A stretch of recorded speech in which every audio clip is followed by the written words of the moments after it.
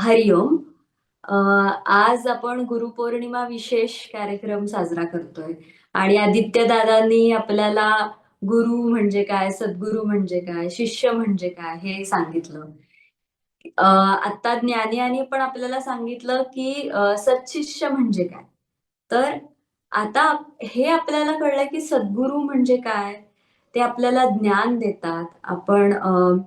पण ते जसे ज्ञान देतात आपल्याला, ते आपलं कल्याणही करतात. ते आपल्याला समाधान शिकवतात खूप. आणि आपले सद्गुरू जे असतात, ते अगदी छोट्या-छोट्या प्रसंगातून आपल्यावर म्हणजे आपलं कल्याण कसं होईल हे आपल्याला सांगत असतात. मी तुम्हाला ना एक आपल्या स्वामींचाच स्वामी माधवानंदांचाच एक छोटासा माझ्याच बाबतीतला एक प्रसंग सांगते.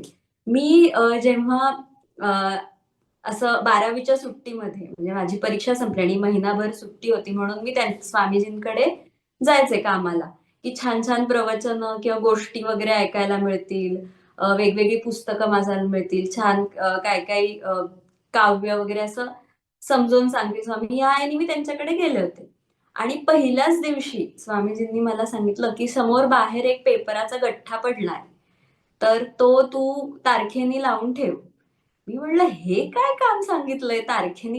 म्हणजे मला असं थोडंसं डिसअपॉइंट झालं, की काय हे नुसतंच तर तारखेने लावायचंय. ठीक, जाऊ देत.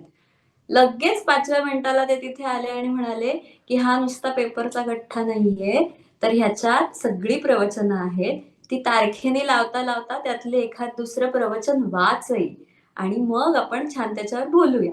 मला इतका आनंद झाला, की अरे वाह!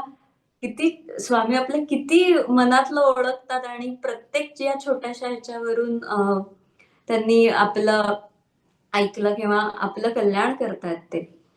तर हे स्वामींच्या बाबतीत. अगस्त्यला एक छान गोष्ट आवडते आमच्या जसं की स्वामी किंवा आपले सद्गुरू आपलं कल्याण करतात. तर आपण पण आज्ञाधारक असायला पाहिजे की नाही? अ, तर एक अगस्त्याच्याच आवडीची एक गोष्ट आहे. आज्ञाधारक अरुणी म्हणून. तर ती आज मी तुम्हाला सांगणार आहे. ती महाभारतातली गोष्ट आहे.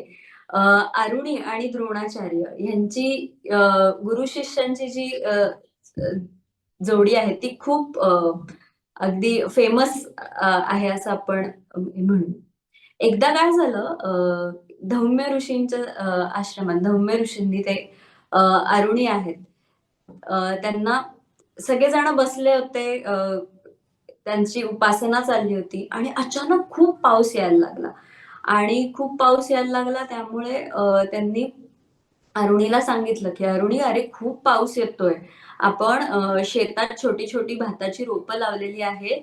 तर तिथे आणि आपला बांध फुटलेला आहे. तर सगळी पाणी जे येतंय, वाहतंय झरे, ते सगळे येतील आणि आपलं शेताची नासधूस होईल. तर तू असं कर, तू शेतात जा आणि तो बांध बांध आणि ये." अरुणी म्हणाले, "हो, चालेल." गेले. पण ते एवढे मोठे-मोठे जे दगड आणि ते त्यांना उचलता येईनात आणि त्यांना तो बांध बांधता आला नाही. पण गुरूंनी आपल्या आज्ञा केलेली आहे आणि आपण कसं काहीतरी याच्यावर सोल्युशन काढायलाच पाहिजे.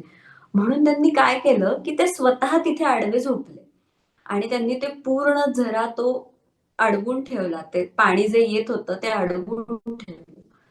आणि संध्याकाळ झाली आणि त्यांनी विचारलं, की "अरे, अरुणी कुठे गेले?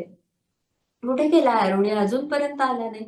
मग त्यांचे सोबतचे जे शिष्य होते ते म्हणाले, की "नाही का गुरुजी तुम्ही सकाळी त्याला सांगितलं होतं, की अ, बांधा. अजून आलाच नाहीये अरुणी इथे परत." ते म्हणाले, "नाही, नाही चला आपल्याला जायला हवं तिकडे."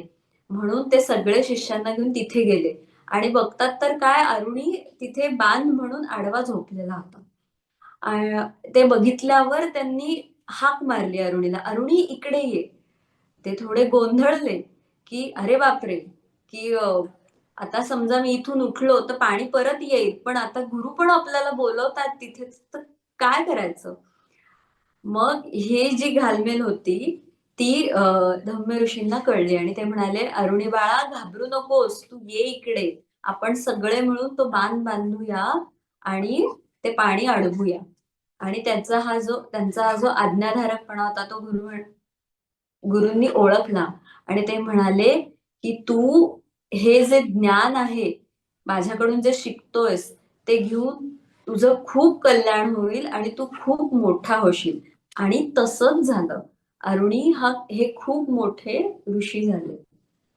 तर अशी ही छोटीशी गोष्ट होती. अगस्त्यलाही खूप आवडते आणि आपण सगळेच आपल्या सद्गुरूंचे आज्ञाधारक व्हायचा प्रयत्न करूया. हरी ओम.